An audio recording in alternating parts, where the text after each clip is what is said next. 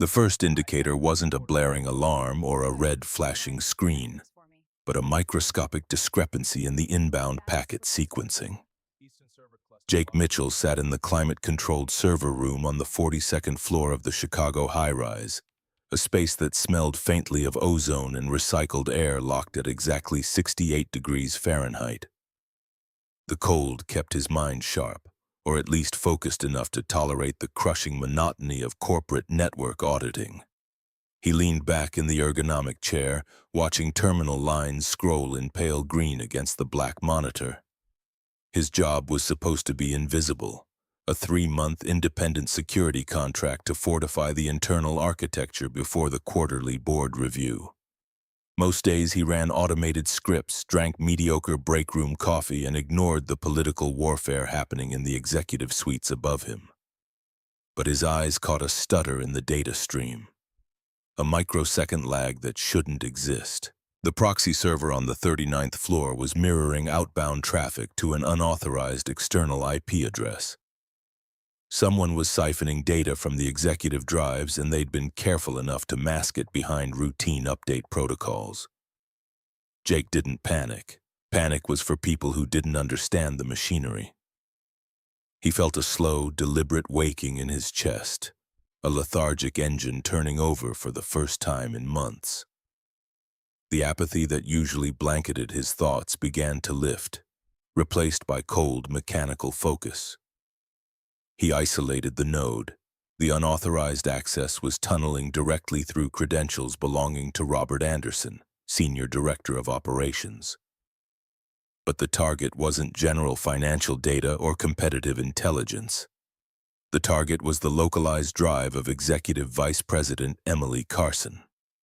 Jake hit a keystroke to temporarily bottleneck the outbound port, slowing the leak without alerting the intruder that someone was watching. Then he stood up. The problem required physical intervention. He had to pull the hardline from her office to sever the connection cleanly without triggering an automated wipe protocol. He checked his watch. 6:45 in the evening. Most of the floor was empty save for the cleaning crews and the executives who didn't know how to go home. Jake walked to the elevator, the heavy rubber soles of his boots making no sound on the polished concrete. The ride to the top floor was a silent vertical ascent into the rarefied air of mahogany and glass. He stepped out into the executive suite. The lights were dimmed, casting long shadows across the thick carpeting. He navigated the maze of empty assistant desks until he reached the corner office at the end of the hall. The door was open. Emily Carson sat behind her massive oak desk, the Chicago skyline a grid of amber and silver lights behind her. She leaned back in her high-backed leather chair, one knee crossed over the other. She wore a crisp white blouse with the collar open at her throat and a sharp black pencil skirt. Jake stood in the doorway in his faded gray t-shirt, his hands resting in his pockets, the fabric of his jeans carrying the faint dust of the server racks. He was an anomaly in her polished world, a wrench dropped into a glass vase. She looked up from the glowing screen of her laptop. The ambient light caught the exhaustion at the corners of her eyes, a tightness in her jaw that she hid beneath a perfectly calibrated professional mask. But when she saw him, the mask shifted. A tired, genuine amusement softened her features. Her voice came low and melodic, a contrast to the sterile hum of the building. Jake Mitchell, to what do I owe the pleasure of a visit from the basement ghost? Jake didn't step fully into the room yet. He maintained the distance, analyzing the situation. The data leak was active. Every second he stood here, more files were compiling in Robert's shadow folder. But he couldn't just tell her to step away from the machine. If she closed a window or triggered a save state, the malware might execute a deletion protocol. He needed to control the environment first. His voice came flat, devoid of urgency. I need access to your terminal. She arched an eyebrow, tapping a silver pen against her desk pad. Right now, I'm finalizing the quarterly projections for tomorrow's board meeting. The one where Robert Anderson is undoubtedly going to argue that my department is bleeding capital.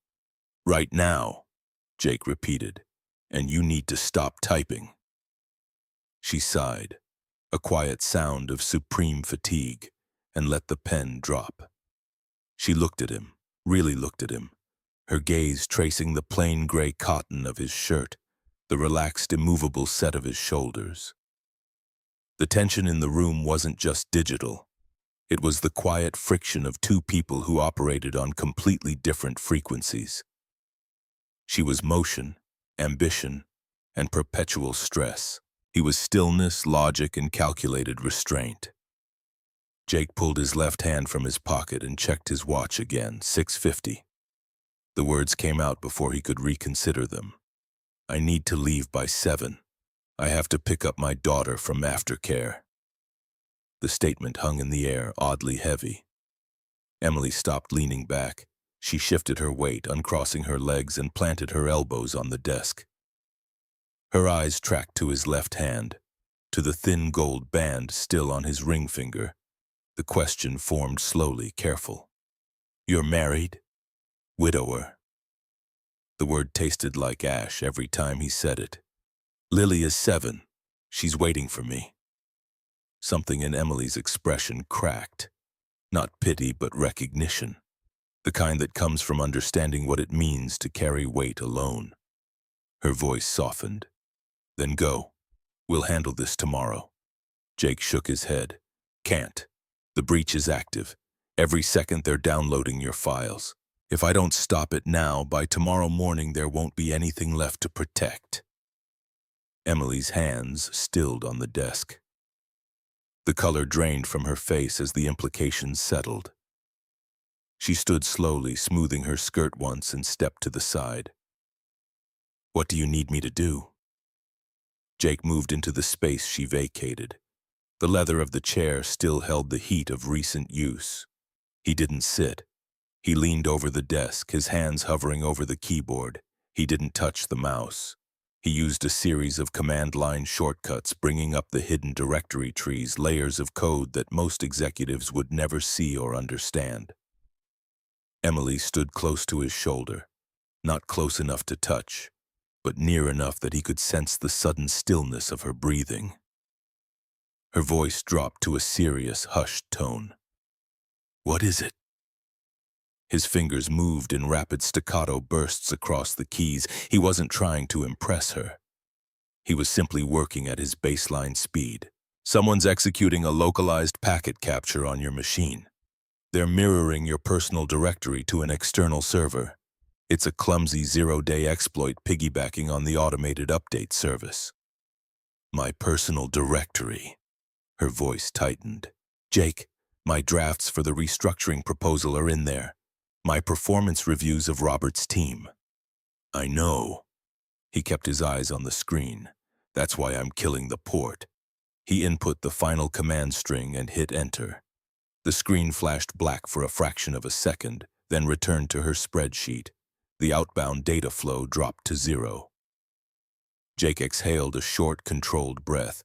The immediate hemorrhage was stopped, but the wound was still open. Emily's voice came sharp, urgent. "Did they get it?" Jake pulled up the system log, parsing the raw data. "They got fragments, encrypted blocks. It'll take them a few hours to compile it into anything readable." He stood up straight and turned to face her. "But the protocol constraint is strict. Now that I've severed the connection manually, the localized network security policy automatically initiates a hard lockdown on this terminal. You can't leave, and neither can I. We have to sit here and rebuild the encryption keys from scratch, or the automated system will purge your drive at midnight as a security measure." Emily stared at him. "You're telling me we're locked out of the network unless we stay here and fix it? For how long?" "Until it's done." Jake looked at the digital clock on the wall. 7:15. He pulled his phone from his pocket and dialed. The line picked up on the second ring. "Marcus, it's Jake. I need you to pick up Lily from aftercare. Tell her Daddy's fighting bad guys at work." The voice on the other end, Marcus Johnson, his oldest friend and the only person in this building who knew anything real about him, came back low and concerned. "Man, you never ask for help. This must be serious." "It is. Jake kept his tone even, professional, but there was a thread of something underneath, something raw. Tell her I'll be home as soon as I can. He ended the call and slid the phone back into his pocket.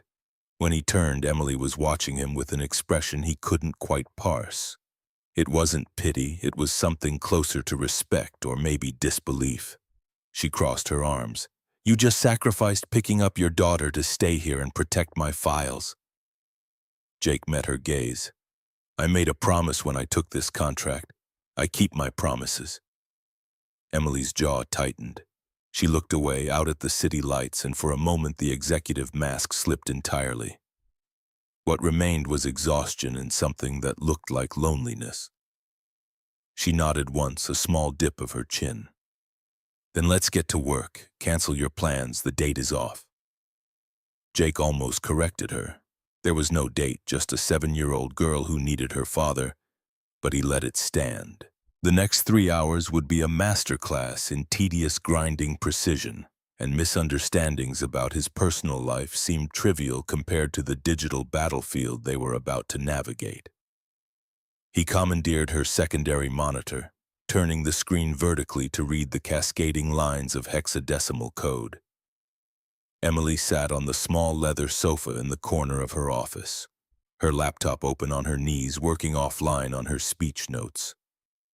The silence between them was functional, a shared workspace where the only sounds were the rapid clacking of his mechanical keyboard and the soft rustle of her shifting papers.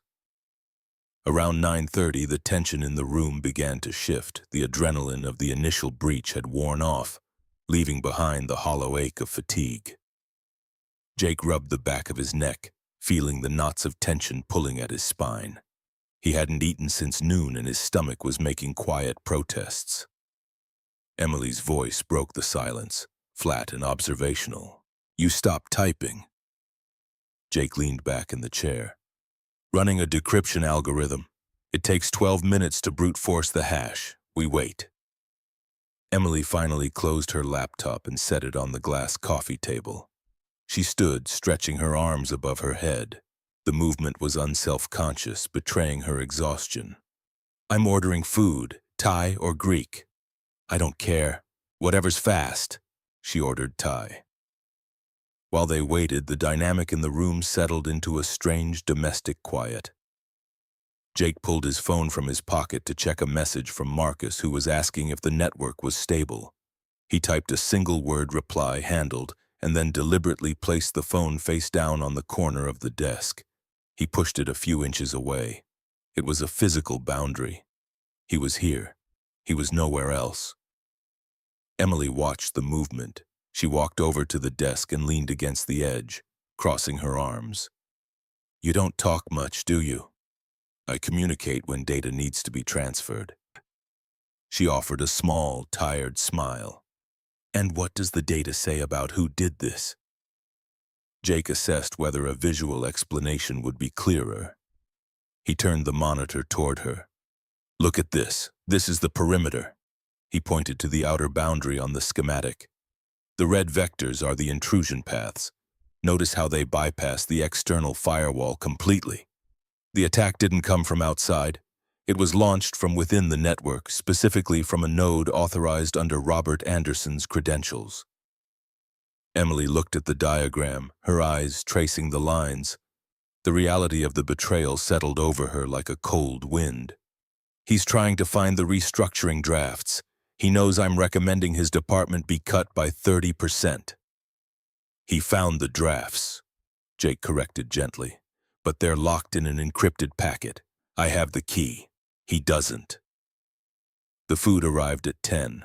They ate at the small conference table in the corner of her office. Jake unpacked the containers, sliding a box of pad thai toward her without asking.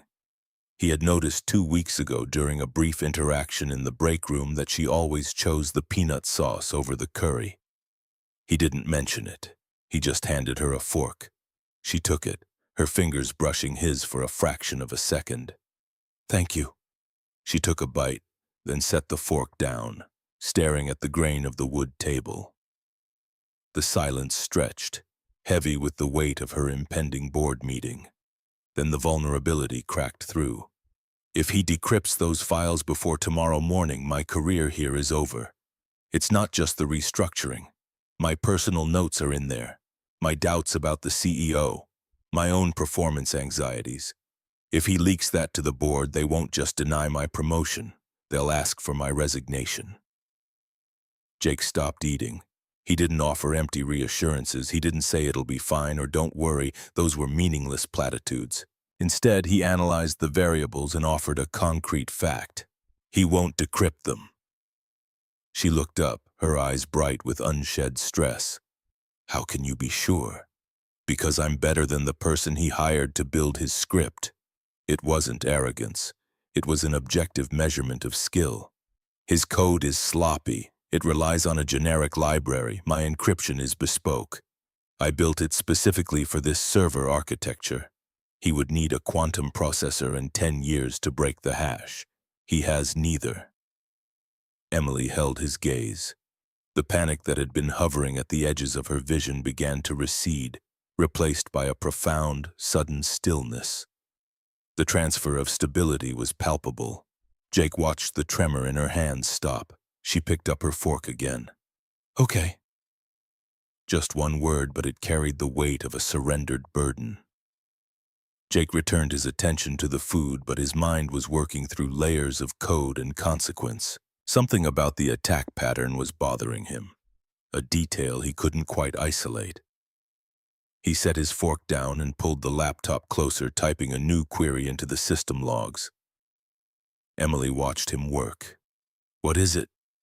Robert's attack wasn't just sloppy. It was incomplete. Jake scrolled through lines of metadata. He's not good enough to build this kind of exploit on his own. Someone helped him. Who? Jake pulled up the access logs for the past 30 days, filtering by executive credentials. The pattern emerged slowly, then all at once. His chest tightened as the implications crystallized. He turned the screen toward her. William Bradford. Emily's face went white. No, William's been my mentor for 10 years. He recommended me for this position. Jake pointed to the timeline. 3 weeks ago, Bradford accessed the board's confidential succession planning documents. 2 weeks ago, he had a private meeting with Robert that wasn't on the official calendar. 1 week ago, Robert's credentials were used to create a backdoor into your system. And yesterday, Bradford transferred $4.3 million from the Corporate Infrastructure Fund into a shell company registered in the Cayman Islands. Emily stood abruptly, her chair scraping against the floor. She walked to the window, her back to him, her shoulders rigid. When she spoke, her voice was thin and controlled. You're telling me William's been embezzling, and he's using Robert to destroy me so I can't expose him. That's the only explanation that fits the data. She turned to face him, and for the first time since he'd met her, Jake saw something other than composure or exhaustion. He saw fury. Then we burn them both. Jake shook his head. Not yet. If we move now, they'll know we're onto them. Bradford has enough influence on the board to spin this as a witch hunt. We need airtight evidence, and we need to present it in a way that leaves no room for interpretation. Emily walked back to the desk and sat down in the chair across from him. Her hands were flat on the surface, fingers splayed. What do you need from me? Time, and access to Bradford's executive drive. She didn't hesitate. You have it. Jake worked through the next 2 hours with a singular focus, building a digital dossier that would withstand forensic scrutiny. He traced the embezzlement through 3 layers of shell companies, documented the backdoor creation with timestamp precision, and cross-referenced Robert's access logs with Bradford's meeting schedules. Every piece of evidence was encrypted, hashed, and stored on an offline drive that he sent in his jacket pocket. By midnight, the fatigue was a physical weight in the room. Jake was back at the terminal, his eyes burning as he manually rebuilt the registry keys. Emily was asleep on the leather sofa. She had curled onto her side, her suit jacket draped over her shoulders like a blanket. Jake paused his typing for exactly 5 seconds to look at her. In the dim light of the monitors, stripped of her corporate armor, she looked remarkably fragile, yet completely resilient.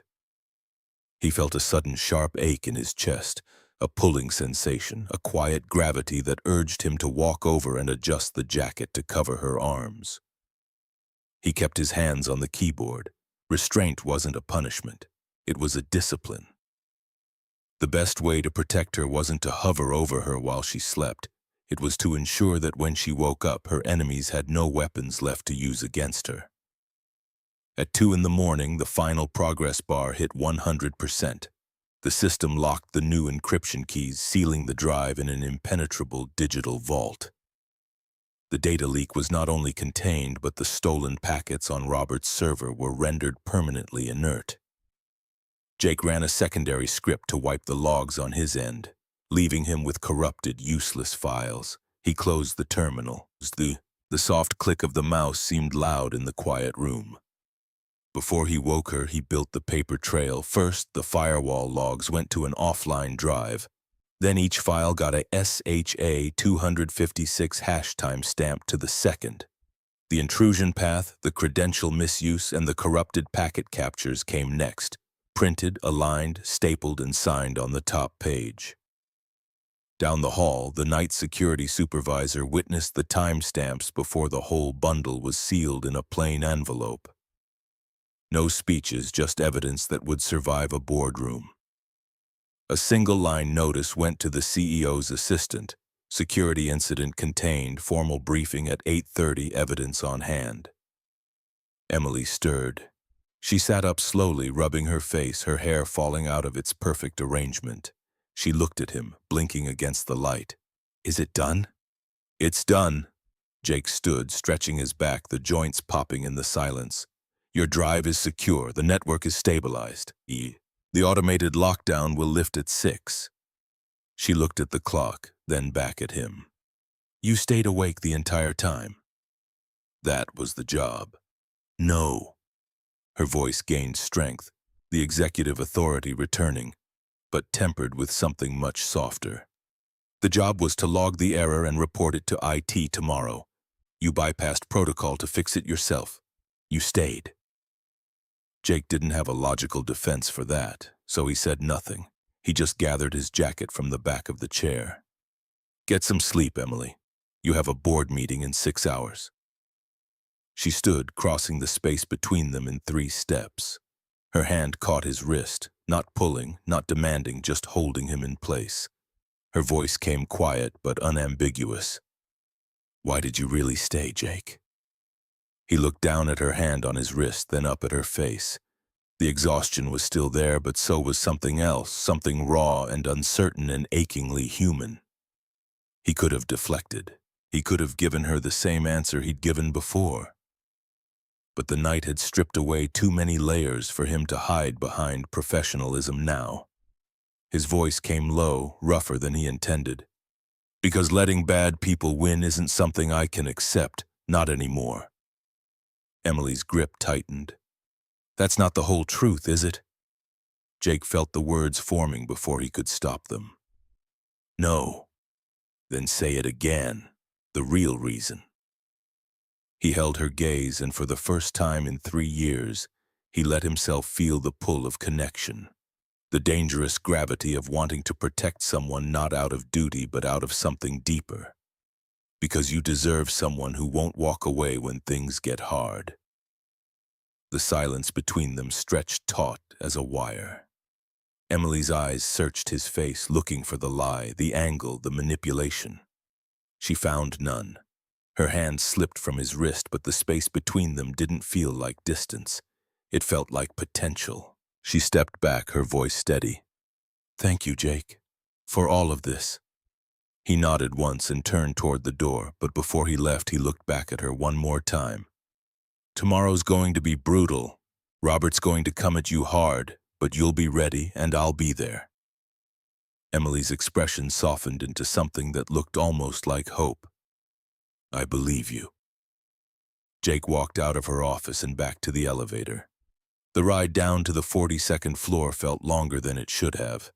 When he finally stepped out into the server room, The cold air hit him like a reset button. He gathered his things, the laptop, the external drives, the printed evidence, and locked them in the secure cabinet. Then he sat down in his chair and pulled out his phone. One missed call from Marcus. One text message from a number he didn't recognize. He opened the text. It was a photo of Lily, asleep in Marcus's guest room, clutching the stuffed rabbit that had been Sarah's last gift to her. The message underneath read, "She's fine. Asked if you won the fight. I told her yes. See you tomorrow." Jake stared at the photo for a long time. His daughter's face, peaceful in sleep, the gap-toothed smile hidden but still present in the curve of her lips. He thought about the promise he'd made to Sarah in the hospital 3 years ago when the cancer had finally won. He'd promised to raise Lily with integrity, to teach her that character mattered more than convenience, that doing the right thing was its own reward even when it cost you everything. Tonight he'd kept that promise, but the cost was mounting. The contract job paid well, but it wasn't enough to cover Lily's surgery. The cardiologist had been blunt. She had 6 months, maybe less, before the congenital defect in her heart would require surgical intervention. The cost was $180,000. Insurance covered a third. Jake had been saving every penny from this contract, but he was still $60,000 short. And now, by exposing Robert and Bradford, he'd likely painted a target on his own back. Corporate espionage cases had a way of turning messy. Whistleblowers rarely came out unscathed, but none of that mattered. What mattered was that when Lily asked him tomorrow if he'd fought the bad guys, the answer would be yes. Jake locked the server room and headed for the parking garage. The building was slant, the kind of stunts that only exists in the dead hours between night and morning. His footsteps echoed in the stairwell. When he reached the ground floor, he paused at the security desk to sign out. The guard, an older man named Frank who always had a kind word, looked up from his newspaper. "Burning the midnight oil, Mr. Mitchell?" "Something like that." Frank grinned. "That little girl of yours is lucky to have a father who works so hard." Jake felt the weight of those words settle in his chest. "I'm the lucky one, Frank. She's the reason I keep going." He walked out into the Chicago night. The air was cold, sharp, biting at his face. The city hummed with its usual indifferent energy. Cars on distant highways, the rumble of the L train, the glow of streetlights reflecting off glass towers. Jake climbed into his 10-year-old sedan, the one with the cracked windshield and the seat that didn't quite recline anymore, and started the engine. The drive to Marcus's apartment took 20 minutes. By the time he arrived, the sky was beginning to lighten at the edges, the first hint of dawn creeping over Lake Michigan. Marcus opened the door before Jake could knock. He looked tired but alert, his dark eyes sharp with concern. "You look like hell. Long night." Marcus stepped aside to let him in. The apartment was small but warm, cluttered with books and old vinyl records. Lily was still asleep on the couch, the rabbit tucked under her chin. Jake walked over and knelt beside her, brushing a strand of hair from her forehead. Her skin was warm, her breathing steady. The medical bracelet on her wrist caught the light, a thin band of silicone printed with her name, her condition, and an emergency contact number. Marcus came to stand beside him, his voice low. "She asked about you all night. Wanted to know if the bad guys were really bad or just confused." Jake almost smiled. "What did you tell her?" "I told her the truth, that some people are bad on purpose and some people just make bad choices. But her daddy always knows the difference." Jake looked up at his friend. "Thanks for doing this." Marcus shrugged. "You'd do the same for me. Besides, she's a good kid. Reminds me why the world's worth fighting for." Jake stood and carefully lifted Lily into his arms. She stirred but didn't wake, her head resting against his shoulder. He carried her out to the car and buckled her into the back seat, tucking the rabbit beside her. Marcus watched from the doorway, arms crossed against the cold. "Whatever you're into, Jake, be careful. Corporate types play dirty." "I know." Jake closed the car door and turned to face his friend. "But sometimes you don't get to choose the fight. Sometimes the fight chooses you." Marcus nodded, understanding in his eyes. Then make sure you win. Jake drove home as the sun began to rise, painting the sky in shades of orange and gold. By the time he pulled into the parking lot of his apartment complex, Lily was starting to wake. She blinked up at him, her brown eyes still heavy with sleep. Her voice came small and drowsy. "Daddy, did you win?" Jake unbuckled her and lifted her out of the car, holding her close. "Yeah, baby, I won." "Good." She wrapped her arms around his neck and buried her face in his shoulder. "Mommy would be proud." The words hit him harder than any code breach or corporate betrayal ever could. He carried his daughter up the stairs to their second-floor apartment, unlocked the door and set her down in her room. She climbed into bed without protest, the rabbit taking its place beside her pillow. Jake sat on the edge of her bed and pulled the blanket up to her chin. "Get some sleep, Lily. I'll make pancakes when you wake up." She smiled, the gap in her front teeth visible even in the dim light. "The ones Mommy taught you?" "The exact ones." Lily's eyes drifted closed, but her hand reached out and found his. She held it tight. "Daddy, are you sad?" The question caught him off guard. He thought about lying, about giving her the easy answer. But Sarah had taught him that children deserved honesty, even when it was hard. "A little, but I'm grateful too." "For what?" "For you, and for Mommy, and for the chance to do the right thing, even when it's hard." Lily squeezed his hand. "Mommy said doing the right thing is what makes you a hero." Jake felt his throat tighten. "Your mommy was the smartest person I ever knew." "I know." Lily's voice was fading into sleep. "That's why she picked you." Jake sat there until her breathing evened out, until her hand relaxed in his. Then he stood, kissed her forehead, and walked out into the living room. The apartment was small.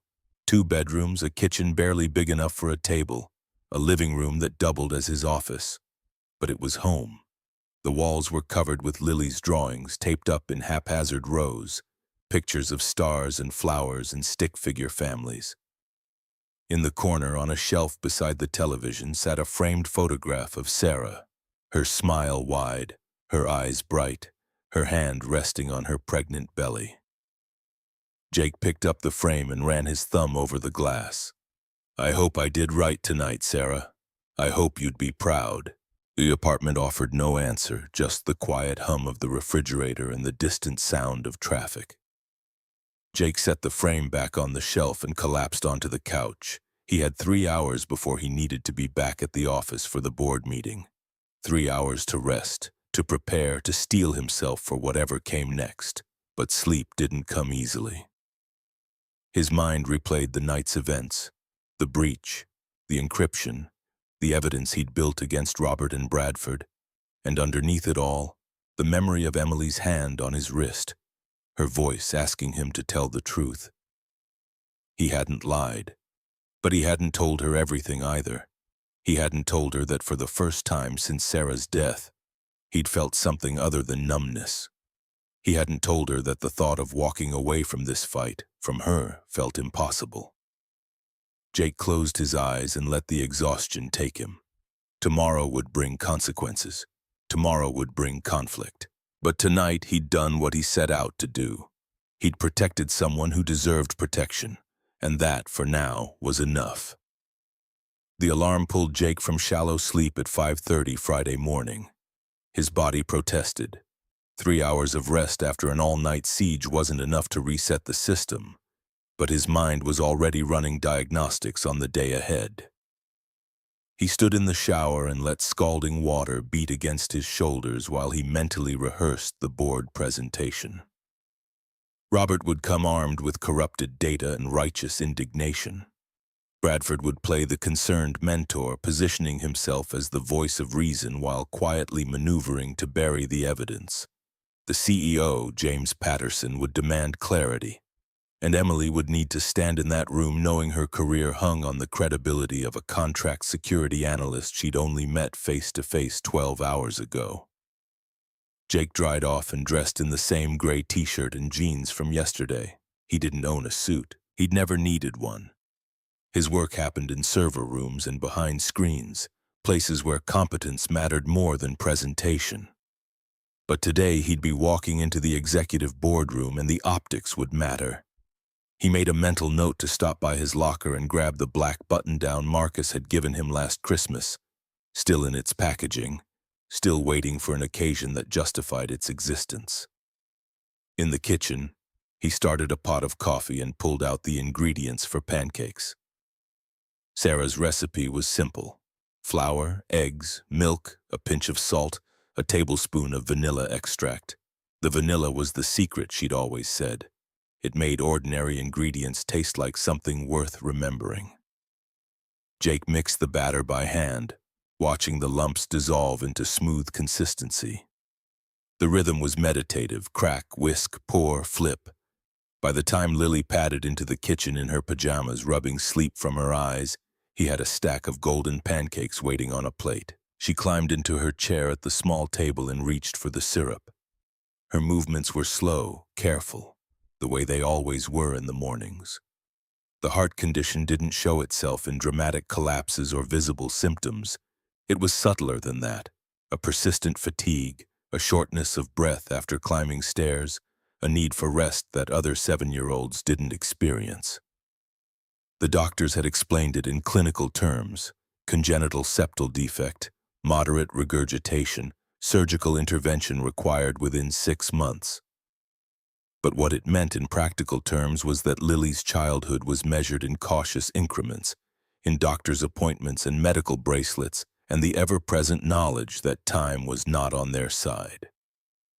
She poured syrup in careful circles, her tongue poking out in concentration.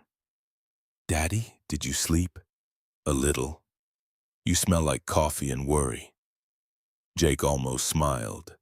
"That's a very specific smell, baby. Mommy used to smell like that before big presentations." Lily took a bite of pancake, chewed thoughtfully, then looked up at him with those impossibly perceptive brown eyes. "Are you giving a big presentation today?" "Something like that." "Are you nervous?"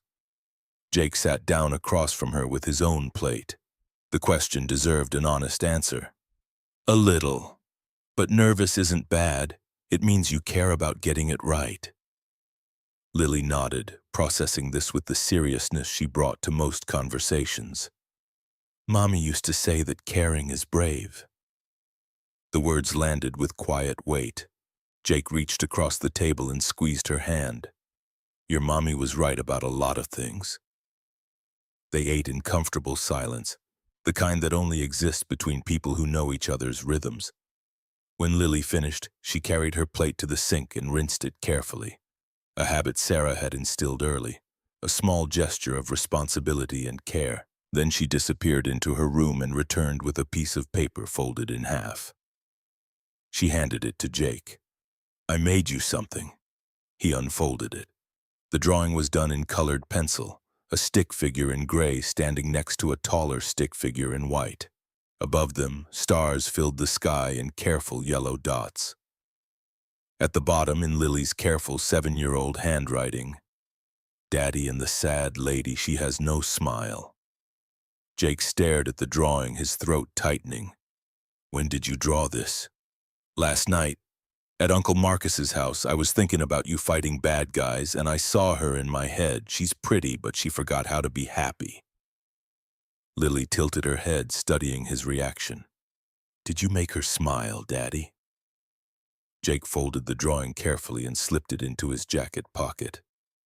"I'm trying, baby. Sometimes helping people smile takes time." Lily climbed into his lap and wrapped her arms around his neck. Her voice came small and certain. "You're good at helping. That's why Mommy picked you." Jake held his daughter and wondered how someone so small could carry so much wisdom. He kissed the top of her head and stood, setting her gently on her feet. "Come on, let's get you ready for school." By 7:15, Lily was dressed and fed and standing at the door with her backpack. Jake drove her to the elementary school 3 blocks away, watching in the rearview mirror as she hummed along to the radio. When they pulled up to the drop-off zone, she unbuckled herself and leaned forward to kiss his cheek. Her voice came bright and fierce. "Win your fight today, Daddy." "I will." "Promise?" Jake turned to look at her fully. "I promise." Lily grinned, that gap-toothed smile that could break and rebuild his heart in the same moment, and climbed out of the car. He watched her walk through the school doors, her backpack bouncing against her shoulders before pulling back into traffic. The city was waking up around him, commuters flooding the streets, coffee shops opening their doors, the relentless forward motion of another day. Jake drove back to the high-rise and parked in the underground garage. The building felt different in daylight, less ominous, more mundane. But the tension was still there, coiled beneath the surface, waiting. He took the elevator to the 42nd floor and retrieved the black button-down from his locker. It fit well enough, though the fabric felt stiff and unfamiliar against his skin. He rolled the sleeves to his elbows, a compromise between professionalism and comfort, and transferred the evidence envelope from his jacket to a leather messenger bag Marcus had loaned him months ago. Then he checked his watch, 8:15. The board meeting started at 9. He had 45 minutes to prepare. Jake rode the elevator to the executive floor. The suite was already buzzing with activity. Assistants preparing coffee service, executives huddled in quiet conversations, the low hum of power consolidating before the main event. He walked past Emily's office and saw her through the glass wall, standing at her desk reviewing notes. She looked up as he passed, and their eyes met for a fraction of a second. She nodded once, a silent acknowledgement of alliance, and he returned the gesture before continuing down the hall. The boardroom was at the end of the corridor, a massive space dominated by a long mahogany table surrounded by high-backed leather chairs. Floor-to-ceiling windows overlooked the city, framing the skyline in sharp morning light. Jake slipped inside and took a seat in the back row, the section reserved for support staff and contractors. He set the messenger bag on the floor beside him and waited. At 8:55, the board members began to arrive. Jake recognized most of them from the company directory. 7 men and 2 women, all in their 50s and 60s, all carrying the particular brand of confidence that came from decades of navigating corporate hierarchies. William Bradford entered last, his silver hair impeccably styled, his suit tailored to perfection. He greeted each board member with a handshake and a smile, playing the role of elder statesman with practiced ease. His eyes swept the room and landed on Jake for a moment, assessing, dismissing, moving on. Emily entered at exactly 9. She wore a navy suit with a cream blouse, her hair pulled back in a sleek bun, her expression controlled and unreadable. She carried a leather portfolio and a tablet, the tools of her trade. She took her place at the head of the table, standing rather than sitting, and waited for the room to settle. CEO James Patterson called the meeting to order. He was a tall man with a lined face and shrewd eyes, the kind of leader who said little but missed nothing. His voice carried authority without volume. "Good morning. We have a full agenda today, so let's begin. Emily, you're up first. Walk us through the quarterly projections and your proposed restructuring plan." Emily opened her portfolio and began. Her presentation was flawless, data-driven, clear, methodical. She outlined the financial projections with precision, highlighting areas of growth and identifying inefficiencies that needed correction. When she reached the restructuring proposal, she didn't soften the blow. Robert's operations department was bleeding capital through redundant processes and outdated infrastructure. Her recommendation, a 30% reduction in headcount, a shift to automated systems, and a reallocation of resources to higher-value initiatives. Jake watched Robert's face as Emily spoke. The man sat 3 seats down from James, his jaw tight, his hands flat on the table. He was holding himself in check, waiting for his moment to strike. Emily finished and closed her portfolio. "Questions?" Robert's hand went up immediately. James nodded toward him. "Robert." Robert leaned forward, his tone measured but laced with accusation. Emily, your analysis is thorough, but I think the board should be aware of some concerns about the integrity of the data you're presenting. Last night, I received an anonymous data dump, files that appear to have been extracted from your personal DRE. They suggest a level of bias in your assessments that calls your objectivity into question. The room went still.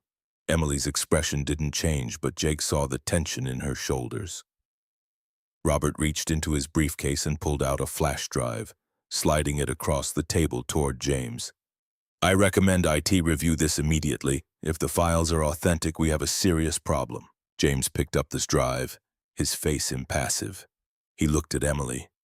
Do you have a response? Emily's voice came steady, no trace of panic.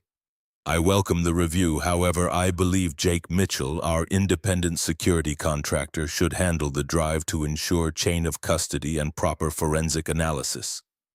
James's eyes shifted to Jake in the back row. Mr. Mitchell, please come forward. Jake stood and walked to the front of the room. Every eye in the boardroom tracked his movement. The contractor in the black button-down, sleeves rolled to his elbows, carrying a messenger bag instead of a briefcase. He took the flash drive from James and pulled a laptop from his bag, connecting the drive and mirroring the screen to the main projector. Robert leaned back in his chair, a faint smile playing at the corners of his mouth. He thought he'd won.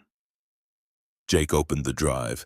A list of files appeared, documents labeled with provocative names designed to suggest scandal and misconduct. He clicked the first file. The screen filled with a chaotic, meaningless string of alphanumeric characters. Corrupted data. He clicked the next, more corrupted data. He ran a diagnostic script projecting the results on the wall for everyone to see. His voice was calm, clinical, devoid of emotion. This drive contains nothing but shattered hash fragments. The data is unreadable, corrupted at the source. He paused, letting the information settle, then delivered the next blow with surgical precision. Furthermore, the metadata on these fragments indicates they were illicitly scraped from an internal node using an unauthorized packet sniffer, a node registered to Robert Anderson. The silence in the room shifted from tense to lethal. Robert's smile vanished, replaced by a pale, stammering panic. That's impossible! The script was... Someone tampered with it! Emily stood, her voice cutting through the air like a blade. Yes, Robert, someone did! I authorized Jake to perform a localized security audit last night after detecting your intrusion. You didn't receive a whistleblower dump. You executed a corporate espionage hack against a fellow executive, and you failed. She reached into her own portfolio and pulled out a stack of paper, the evidence Jake had compiled during the night. She tossed it onto the table in front of James. Hard copies of my actual restructuring proposal, the one based on metrics, not bias, and documentation of Mr. Anderson's attack, time-stamped and verified. James picked up the stack and began to read. The board members leaned in, murmuring among themselves. Robert looked around the room, finding no allies, only cold stares. He pushed back from the table, his chair scraping loudly. This is a setup. She's trying to... James's voice cut him off, sharp and final. My office, Robert, now! Robert gathered his things in shaking hands and walked out. The door closed behind him with a soft click. James turned his attention back to Emily. Continue with your presentation. Emily resumed as if nothing had happened, walking the board through the financial models and implementation timelines. But Jake could see the shift in the room. The board members were listening with new respect, asking sharper questions, engaging with the material instead of looking for reasons to dismiss it. By the time Emily finished, the restructuring plan had been tentatively approved, pending a deeper review of Robert's department. James adjourned the meeting at 10:30. The board members filed out in clusters, their conversations hushed and urgent. Bradford lingered near the door, his expression carefully neutral. He caught Jake's eye as he left, and there was something in that look. Calculation, assessment, warning. Jake packed his laptop and waited until the room was empty except for Emily. She stood by the windows, her back to him, her shoulders finally allowing themselves to sag under the weight of what had just happened. Jake walked over and stood beside her, close enough that their reflections overlapped in the glass. His voice came low. "You did well. We did well." She turned to face him, and for the first time that morning her mask slipped entirely. What remained was exhaustion and something that looked like gratitude. "I couldn't have done this without you, Jake. Robert would have destroyed me." "He'll be fired by noon." "And Bradford?" Jake hesitated. The evidence against Bradford was solid, but it hadn't been presented yet. Exposing Robert was one thing, a clear-cut case of corporate espionage. But accusing a sitting CFO of embezzlement required a different level of proof, a different strategy. "Bradford's still a problem, but we have time now. Robert was the immediate threat." Emily nodded, accepting the logic. She reached out and touched his arm, a brief contact that carried more meaning than words. "Thank you." Before Jake could respond, his phone buzzed in his pocket. He pulled it out and saw a text from Marcus. "Call me, now."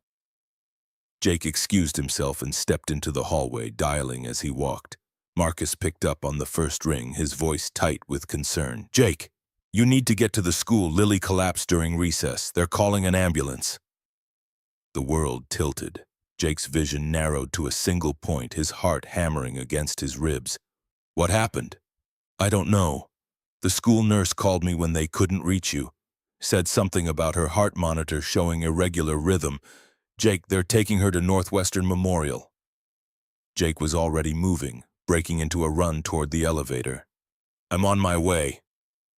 He ended the call and punched the elevator button repeatedly, a useless gesture that did nothing to speed its arrival. When the doors finally opened, Emily was standing inside, her expression sharp with alarm. "What's wrong?" "My daughter. She collapsed. I have to go." Emily didn't hesitate. "I'm driving." Jake didn't argue. He stepped into the elevator and Emily hit the button for the parking garage. The descent felt interminable, 42 floors collapsing in agonizing slow motion. When they reached the garage, Emily led him to a silver BMW parked in a reserved spot.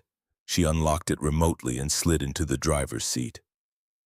Jake climbed in beside her, his hands shaking. Emily pulled out of the garage and into traffic with the precision of someone who'd learned to navigate crisis without falling apart. She wove through the Friday morning congestion, cutting across lanes, running yellow lights, her focus absolute. Jake sat in the passenger seat and tried to breathe. His mind was spinning worst-case scenarios. Cardiac arrest, emergency surgery, the doctor's voice telling him there was nothing more they could do. Emily's voice cut through the spiral, calm and grounding.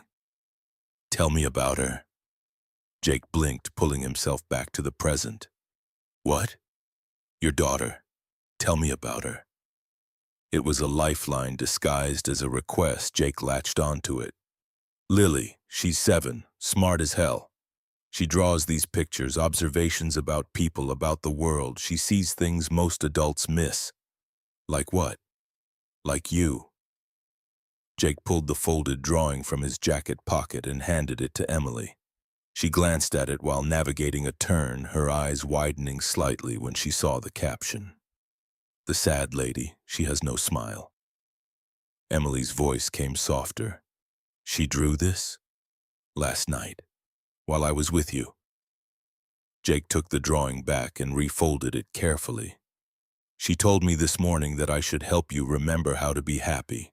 Emily was quiet for a moment, processing, then, "She's right. I did forget." They reached Northwestern Memorial at 11. Emily pulled up to the emergency entrance and Jake was out of the car before it fully stopped. He sprinted through the automatic doors and straight to the reception desk, his voice coming out harsher than he intended. "Lily Mitchell, 7 years old. She was brought in by ambulance." The receptionist typed rapidly, her face sympathetic. "She's in pediatric cardiology, 3rd floor, East Wing, room 314.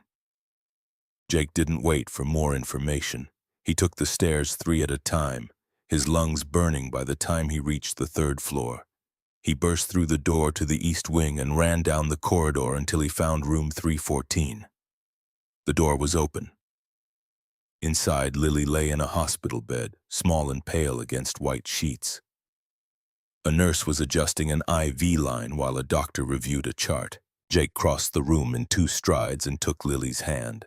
Her eyes fluttered open, unfocused but aware. "Daddy?" "I'm here, baby, I'm right here." The doctor looked up from the chart, his expression serious but not panicked. He was in his 50s with kind eyes and the calm demeanor of someone who'd delivered difficult news more times than he could count. "Mr. Mitchell, I'm Dr. Thompson.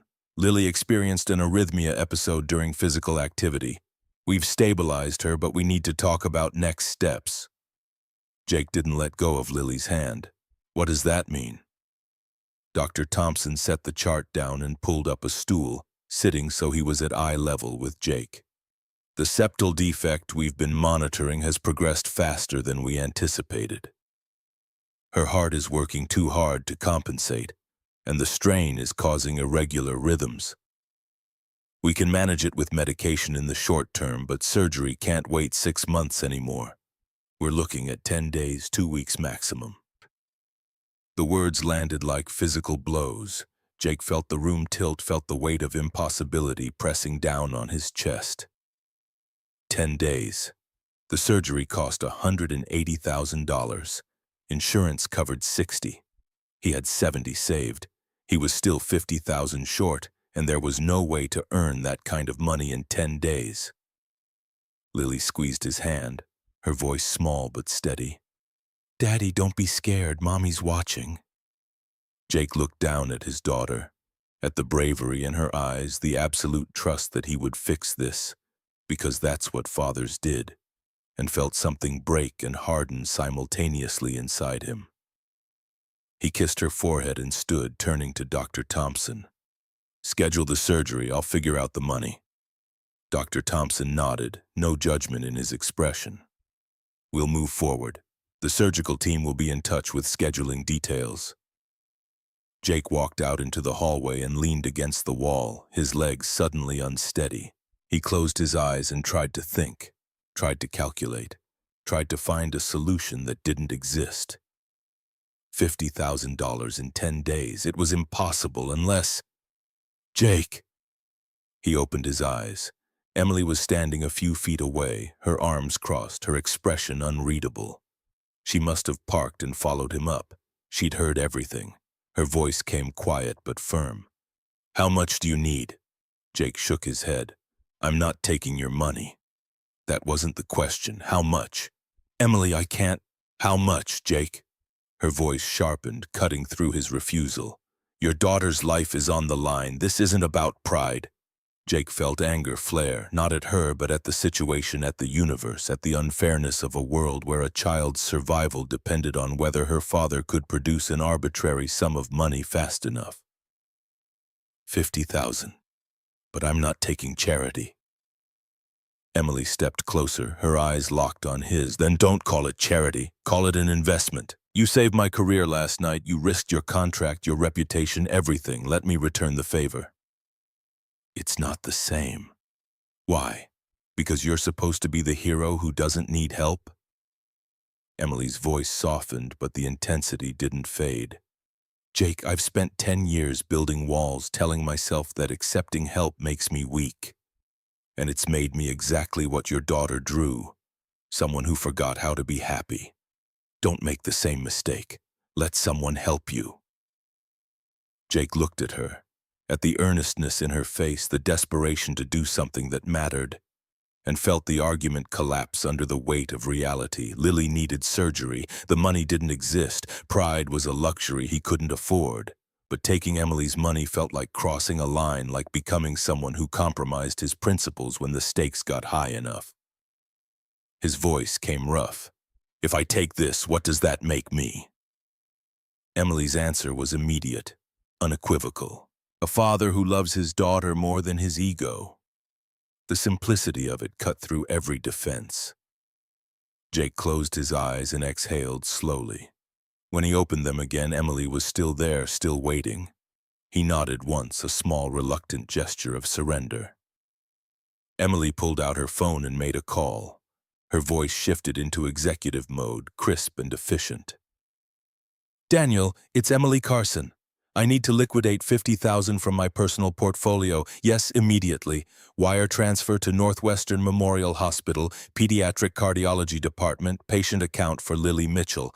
Flag it as a direct payment towards surgical costs. She paused, listening. I don't care about the tax implications. Just do it, thank you. She ended the call and slipped the phone back into her pocket. It's done. Jake stared at her, his throat tight. I'll pay you back. I know you will, but right now, go be with your daughter. That's what matters. Jake wanted to say something more, something that captured the magnitude of what she'd just done, but the words wouldn't form. So he just nodded and turned back toward Lily's room. Emily caught his wrist, stopping him for a moment. Her voice came barely above a whisper. Jake, when this is over, when Lily is safe, we need to talk about Bradford, about what comes next. I know. She let go and Jake walked back into the hospital room. Lily was awake now, more alert, the color returning to her cheeks as the medication took effect. She smiled when she saw him, that gap-toothed grin that could break worlds. Did you win your fight, Daddy? Jake sat on the edge of her bed and took her hand. Working on it, baby, but I'm getting help from a friend. The sad lady? She's not so sad anymore. Lily's smile widened. Good. Everybody needs friends. Jake stayed with Lily through the afternoon as doctors came and went, running tests and finalizing the surgical plan. Emily remained in the waiting room, working on her laptop, making calls, refusing to leave until she knew Lily was stable. Marcus showed up around 3 with a bag of Lily's favorite things: books, stuffed animals, the rabbit from Sarah. He sat with them for an hour, telling stories that made Lily laugh, filling the sterile room with warmth. By 5, the immediate crisis had passed. Lily was scheduled for surgery the following Friday, exactly 1 week away. The doctors were optimistic about the outcome, but cautious about the risks. Dr. Thompson laid it out in clear terms. The surgery had a 92% success rate in patients Lily's age, but complications could include infection, prolonged recovery, or in rare cases, cardiac failure. Jake absorbed the statistics without emotion, filing them away in the part of his brain that dealt with probabilities and risk management. The only number that mattered was 92. Those were good odds. He'd take them. When the doctors finally left, Jake walked out to the waiting room and found Emily exactly where he'd left her. She looked up from her laptop, exhaustion written in the lines around her eyes. How is she? Stable. Surgery's scheduled for next Friday. Jake sat down beside her, the weight of the day finally catching up to him. Thank you for everything. Emily closed her laptop and set it aside. You don't need to thank me. This is what people do when they care about each other. The statement hung in the air between them, laden with implications neither of them was quite ready to unpack. Jake turned to look at her fully, studying her face, the careful control, the vulnerability underneath. You barely know me. I know enough. Emily's voice was steady, certain. I know you're the kind of person who stays up all night to protect someone you just met. I know you turned down a bribe that could have saved your daughter because your integrity matters more than convenience. I know you're a good man, Jake Mitchell. And good men are rare enough that when you find one, you don't let go. Jake felt something shift in his chest, a loosening of the armor he'd built around himself since Sarah's death. It wasn't love, not yet, but it was the beginning of something that could become love if he let it. And that terrified him more than any corporate conspiracy or medical crisis. His voice came rough. I don't know how to do this. Since Sarah, I haven't let anyone in. Emily reached out and placed her hand over his, a deliberate gesture of connection. Then we'll figure it out together. No pressure, no expectations, just honesty and time. Jake looked down at their hands, hers pale and manicured, his darker and scarred from years of server rack installations, and felt the quiet gravity of choice pulling at him. He could walk away, he could retreat back into the safety of solitude and single-minded focus on Lily. Or he could take the risk, accept the help, let someone else carry part of the weight. He turned his hand over and laced his fingers through hers. Okay. Emily's smile was small but genuine, the first real smile he'd seen from her. Okay. They sat in the waiting room until visiting hours ended, talking in low voices about nothing important.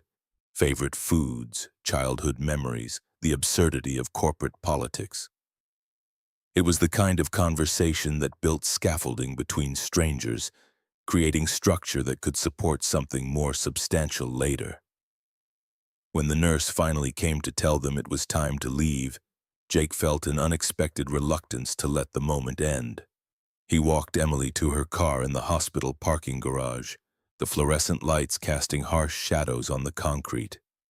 She unlocked the BMW and turned to face him, her expression open in a way he suspected was rare for her. Jake, I need to ask you something and I need you to be honest. Always.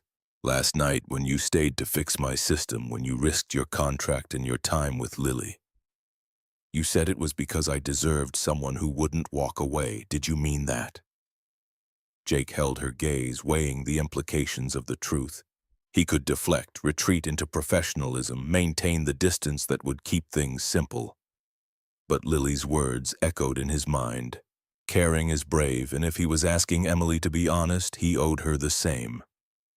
Yes, I meant it. Why? The question demanded more than platitudes. Jake took a breath and gave her what she was asking for, the raw, unfiltered truth. Because when I looked at you last night, I saw someone fighting alone, and I know what that's like. After Sarah died, I spent 2 years drowning in grief and responsibility, convinced that asking for help was the same as admitting failure. It took Lily getting sick for me to realize that strength isn't about carrying everything yourself. It's about knowing when to let someone else in. He paused, then added quietly, You reminded me of who I used to be, and I didn't want you to stay that way. Emily's eyes glistened, but she didn't look away. I've been alone so long I forgot what it felt like to have someone actually see me. Not the title, not the position, just me. I see you. The words were simple, but they carried weight. Emily stepped closer, closing the distance between them until they were inches apart. Her voice came barely above a whisper. Say it again. Jake understood what she was asking for. Not repetition, but commitment. Confirmation that this wasn't performance or strategy, but something real. He raised his hand and brushed a strand of hair from her face, his fingers lingering against her cheek. I see you, Emily, and I'm not going anywhere. She exhaled, a sound that was part relief and part release, and leaned into him. Jake wrapped his arms around her, holding her while the parking garage hummed with the distant sound of traffic and ventilation systems. They stood there for a long moment, two people who'd been alone too long finally allowing themselves the dangerous luxury of connection. When they finally pulled apart, Emily's composure had returned, but something fundamental had shifted. She opened her car door and paused. Come to my place tomorrow. Bring Lily. I want to meet her properly, not as the CEO, just as Emily. Jake felt the invitation settle over him like a promise. We'll be there. Emily drove away and Jake stood in the parking garage watching her taillights disappear. Then he pulled out his phone and called Marcus. How's Lily? Stable. Surgery's next Friday. Jake walked toward his own car, the 10-year-old sedan that looked even more pathetic next to the luxury vehicles surrounding it. Marcus, I need to tell you something. Emily Carson paid for the surgery. There was a pause on the other end. The CEO? Yeah. Jake, are you sure that's a good idea, taking money from someone you barely know? Jake unlocked his car and climbed inside. I don't know if it's a good idea, but it's the only idea, and she didn't do it to gain leverage. She did it because... He stopped, not sure how to finish the sentence. Marcus's voice came knowing. Because she cares about you. Maybe. Jake, listen to me. You've been closed off since Sarah died, and I get it. Losing her broke something in you, but you can't stay broken forever. If this woman is reaching out, if she's trying to help, maybe you should let her. Jake started the engine and sat in the darkness of his car, considering. What if I let her in and it goes wrong? What if Lily gets attached and then you deal with it? But you can't protect Lily from every possible hurt by keeping her isolated. Kids are resilient, and she needs to see that it's okay to trust people, to let them matter. Marcus's voice softened. Sarah would want you to be happy, man. You know that. Jake closed his eyes. Sarah's voice came to him across 3 years of silence, a memory so vivid it felt like presence. The conversation in the hospital room 2 days before she died when the cancer had won, and they both knew it. Her hand in his, her voice weak but determined. Don't waste your life mourning mine. Promise me you'll find someone who makes you laugh again. Promise me you'll let Lily see what love looks like. He'd made the promise, but he hadn't kept it.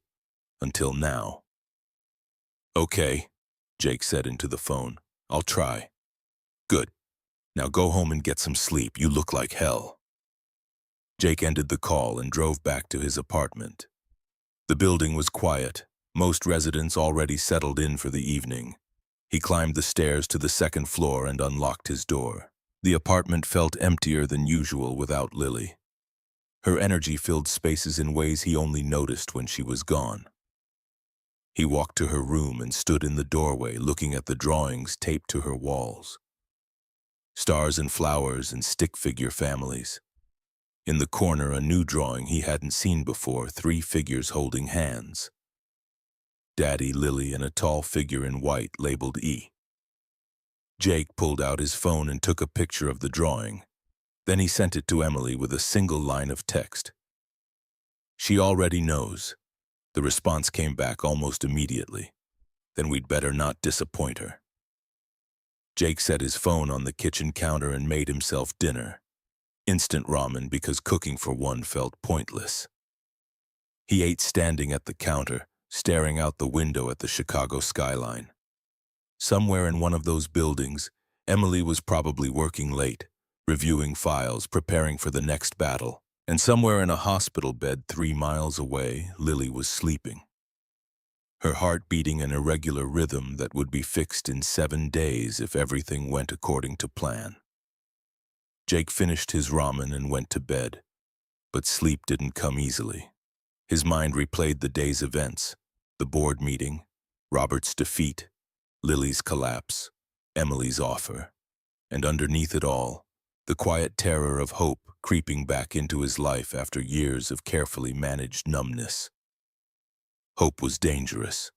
Hope set you up for devastation when things fell apart. But it was also the only thing that made life worth living. He rolled over and looked at the photograph of Sarah on his nightstand. Her smile was frozen in time, eternal and unchanging. He spoke to her in the darkness, a habit he'd developed in the months after her death. I think I'm starting to care about someone, Sarah, and it scares me.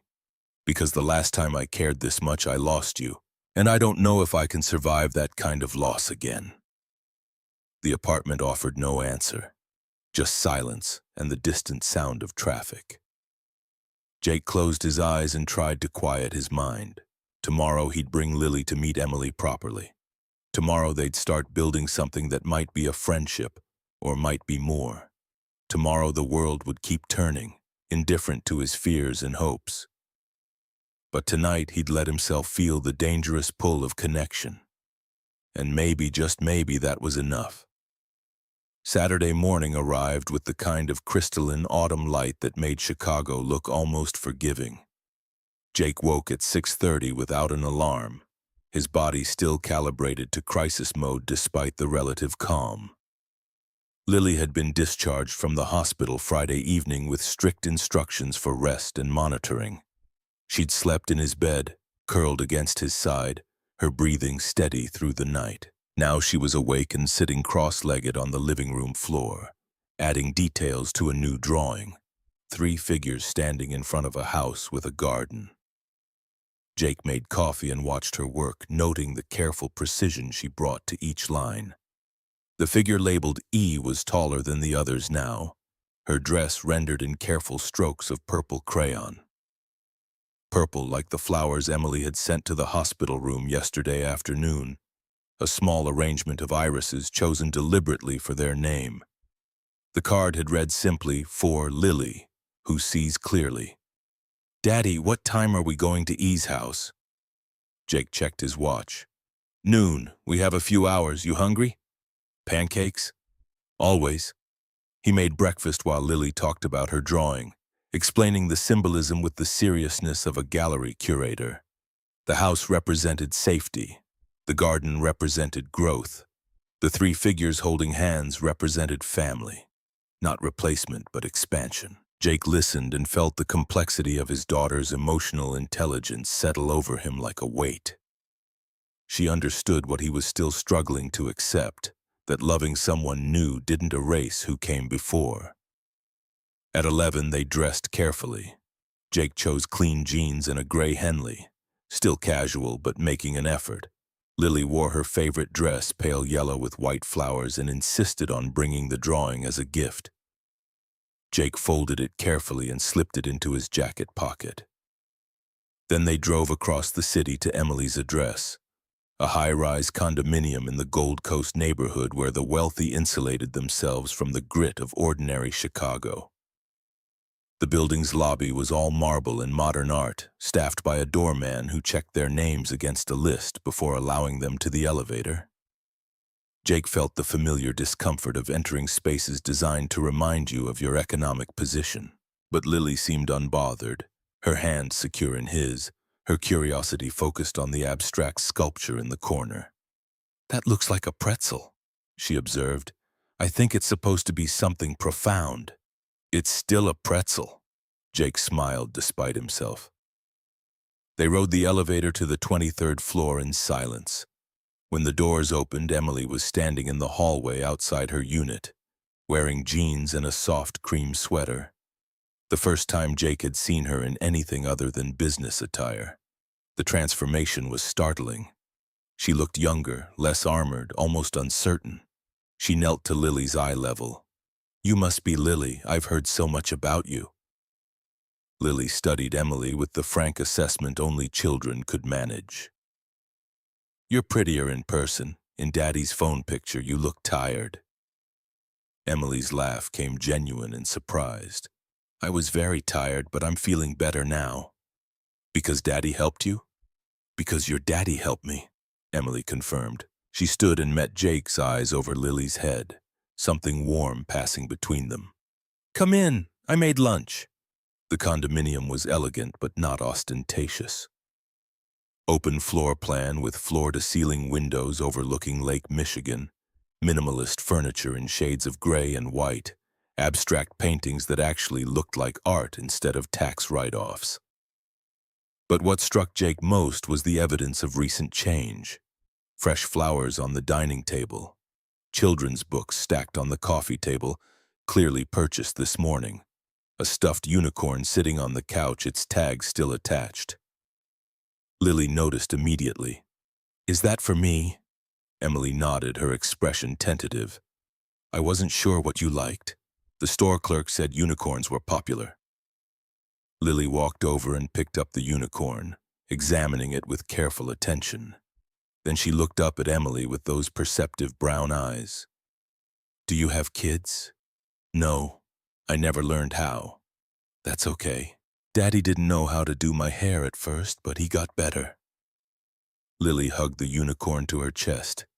"Thank you for my unicorn, and thank you for helping Daddy fix my heart." Emily's composure cracked for a moment, her eyes glistening. She crouched down again and spoke directly to Lily, her voice steady despite the emotion underneath. "You're very welcome, and I want you to know something important. Your daddy is helping me too. He's teaching me how to be brave." Lily considered this.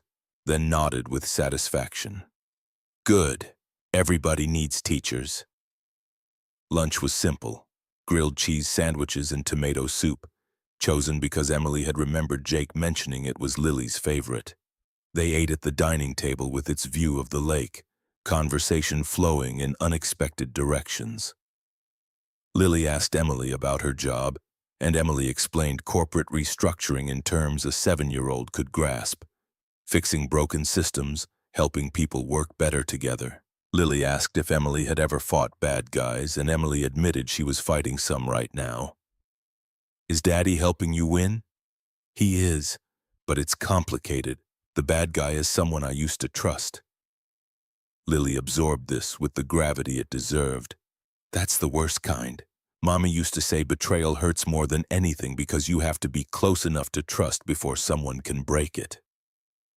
Emily looked at Jake, questions in her eyes. He supplied the context quietly. Sarah was a psychologist before she got sick. She sounds like she was remarkable. She was. After lunch, Emily showed Lily the view from the balcony, 23 floors above the city, Lake Michigan stretching to the horizon. Lily pressed her face against the glass and talked about how clouds looked different from high places. Emily listened with genuine interest, asking questions, engaging with the child's logic instead of dismissing it. Jake watched from inside and felt something fundamental shift in his understanding of who Emily was. This wasn't performance. This was someone genuinely trying to connect, despite having no framework for how to do it. When Lily went to explore the bookshelves, Emily joined Jake by the windows. They stood close enough that their shoulders almost touched. Looking out at the water, her voice came low. She's extraordinary. She's the reason I'm still functional. I can see that. Emily turned to face him, her expression serious. Jake, I need to talk to you about something, about work. The shift was immediate, the warmth replaced by professional focus. Jake recognized the tone. Something had happened. What is it? Robert was fired Friday afternoon, but Bradford called me this morning. He wants to meet Monday morning, just the two of us. He said it's about moving forward constructively after Robert's departure. Emily's jaw tightened. He's planning something, I can feel it. Jake's mind shifted into analytical mode. He knows you have Robert's evidence. He's trying to assess how much you know about his involvement. That's what I thought. But I can't go into that meeting without leverage. If he suspects I have proof of the embezzlement, he could move the money, destroy evidence, disappear before we can act. Then we need to move first. Jake pulled out his phone and opened a secure note app. I documented everything Thursday night. The shell companies, the transfer records, the timestamps. It's all encrypted and backed up in 3 locations. But presenting it requires strategy. If we go to the FBI now, Bradford gets arrested, but the company takes a massive reputation hit. Stock plummets, employees suffer. If we handle it internally, there's a chance to contain the damage. Emily shook her head. Internal means the board investigates and half of them have loyalty to Bradford. They'll bury it to protect the company image. Not if we give them no choice. Jake closed the app and met her eyes. We present the evidence publicly. Not to the FBI first, to the board with witnesses in a setting where Bradford can't manipulate the narrative. We make it so transparent that any attempt to cover it up becomes its own scandal. An emergency board meeting. Exactly. But it has to be your call. You're the one putting your career on the line. Emily looked past him to where Lily was examining a book about constellations, completely absorbed. When she spoke again, her voice carried a new weight. 2 weeks ago, I would have played this safe. Taken the evidence to James privately, let him handle it quietly, protected my position. But your daughter drew a picture of me with no smile, and she was right. I've spent so long protecting my career that I forgot why I wanted it in the first place. She turned back to Jake, determination replacing uncertainty. We do it your way. Public, transparent, no room for spin. Monday morning. That gives Bradford 1 day to prepare. and gives us one day to make sure our evidence is bulletproof. Emily pulled out her own phone. I'm calling an emergency board session for Monday, 9 a.m. Required attendance. If Bradford doesn't show, it looks like guilt. If he does, we have him. She made the call, her voice shifting into executive authority, clipped, efficient, unquestionable. When she finished, she set the phone down and exhaled slowly. It's done. Lily appeared at Jake's side, the unicorn tucked under her arm. Daddy, can we show E my drawing? Jake pulled the folded paper from his pocket and handed it to Emily. She unfolded it carefully, studying the three figures holding hands in front of the house with the garden. Her finger traced the label on the tall figure E, and her expression softened into something that looked like wonder. This is beautiful, Lily. Is this your house? Not yet, but Daddy says if you imagine something enough, sometimes it becomes real. Emily looked at Jake over the drawing, a question in her eyes. He didn't have an answer, didn't know if he was ready for the implications of his daughter's vision. But he didn't contradict it either. He just held Emily's gaze and let the possibility hang between them. They spent the afternoon in careful domesticity, watching a movie Lily chose, making popcorn, laughing at the ridiculous antics of animated characters. It was so ordinary it felt revolutionary. Jake couldn't remember the last time he'd allowed himself an afternoon without agenda, without crisis, without the weight of responsibility crushing every moment into efficiency. Emily seemed equally disoriented by the simplicity, as if relaxation was a skill she'd forgotten how to access. Around 4, Lily fell asleep on the couch, the unicorn clutched in her arms. Jake carefully lifted her and carried her to Emily's bedroom, laying her on the bed and pulling a blanket over her. Emily stood in the doorway watching, her expression unreadable. When Jake walked back into the living room, Emily handed him a glass of whiskey. Good whiskey, the kind that tasted like smoke and careful aging. They sat on opposite ends of the couch, the space between them charged with unspoken questions. Emily spoke first. I've been thinking about what you said yesterday, about seeing me, and I realized I've spent so long performing that I'm not sure I know who I am without the performance. Jake took a sip of whiskey, considering his response. You're someone who bought children's books and a unicorn for a kid you'd never met. You're someone who paid for a stranger's daughter's surgery without hesitation. You're someone who's choosing to fight corruption even though it would be easier to stay quiet. He paused, then added, You're someone who forgot how to smile but is learning again. Emily's laugh came soft and self-deprecating. You make me sound better than I am. I make you sound accurate. She set her glass down and shifted closer, closing some of the distance between them. Jake, I need to tell you something about why I'm so... She gestured vaguely, searching for words. Why I'm like this. Why trust is hard. Jake waited, giving her space to construct the story at her own pace. Emily's voice came measured, controlled, but underneath ran a current of old pain. I was 22, first year at business school. I met someone charming, ambitious, told me everything I wanted to hear. We were together for 3 years. I helped him network, introduced him to my contacts, supported his career while sacrificing my own opportunities. She paused, swirling the whiskey in her glass. Senior year, he got an offer at a major firm. I thought we'd move together, build a life. Instead, he took the job and ghosted, just disappeared. I found out later he'd been using me the entire time. Every connection I made for him, he leveraged for himself. Every vulnerability I showed, he documented to use against me if needed. Jake felt anger tighten in his chest, not at Emily, but at the casual cruelty people inflicted when ambition eclipsed humanity. That's why you built the walls.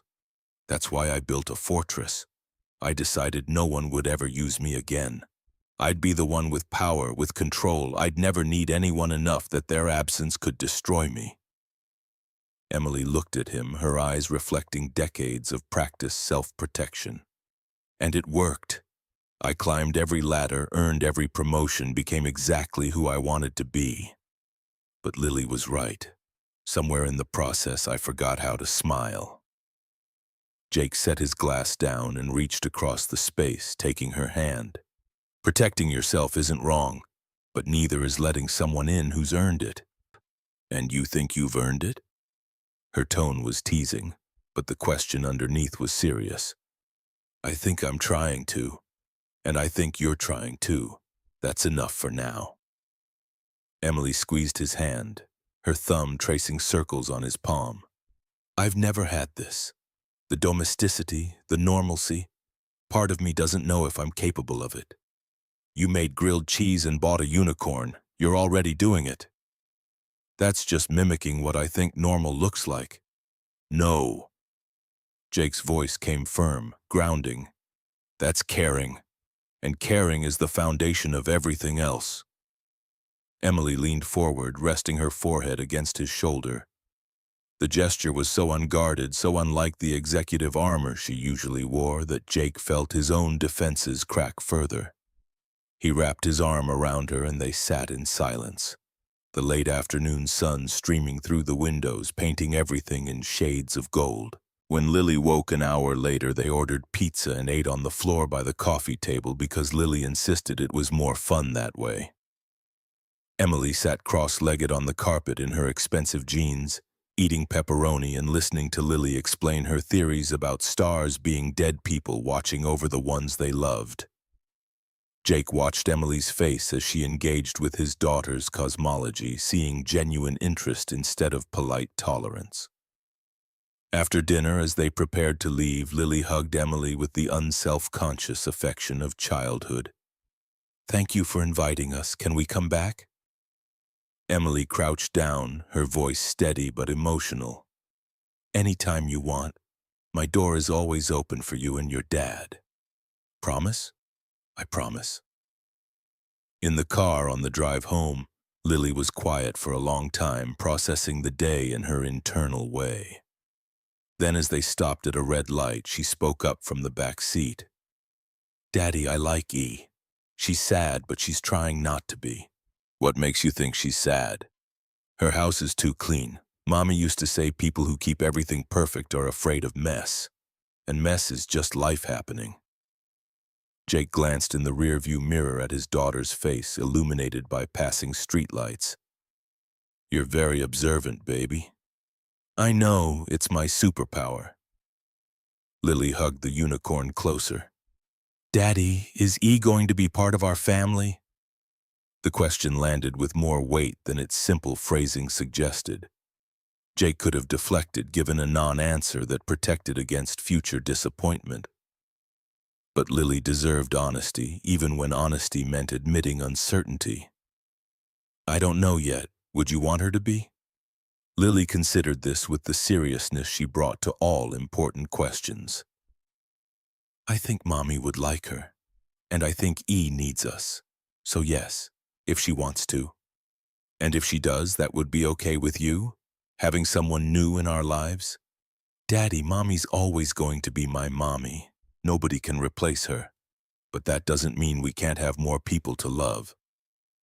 Lily's voice came matter-of-fact, as if this logic was self-evident.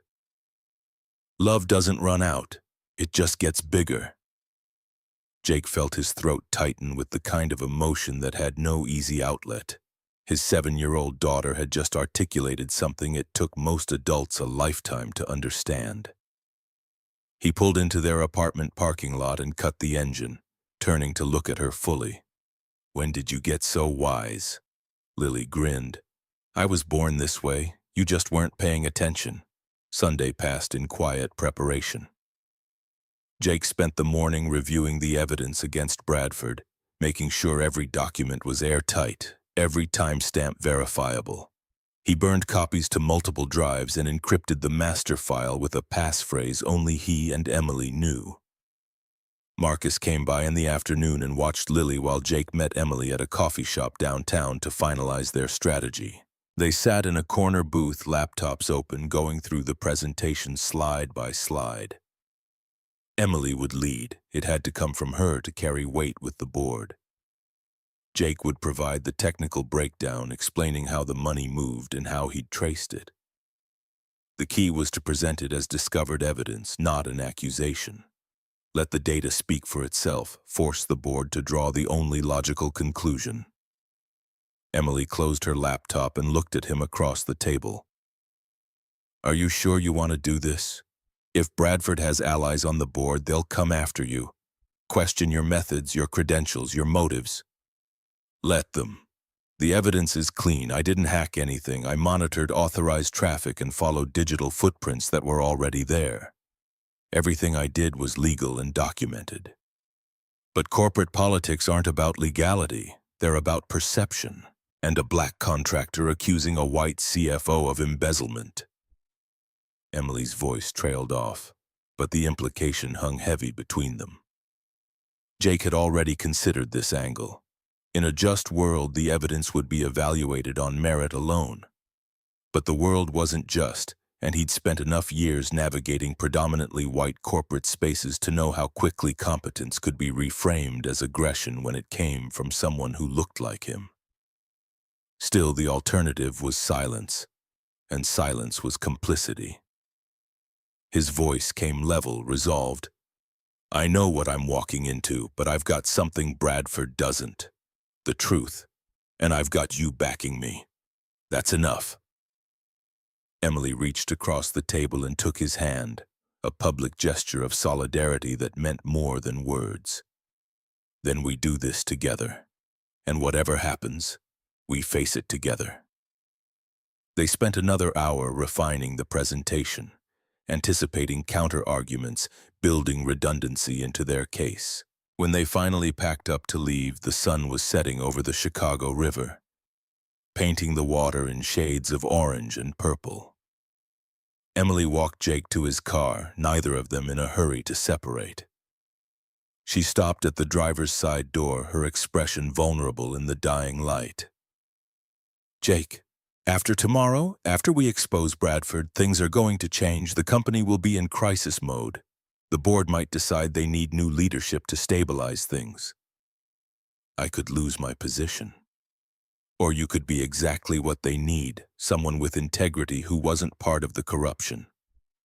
Or I could be collateral damage. Emily's voice steadied, accepting the risk.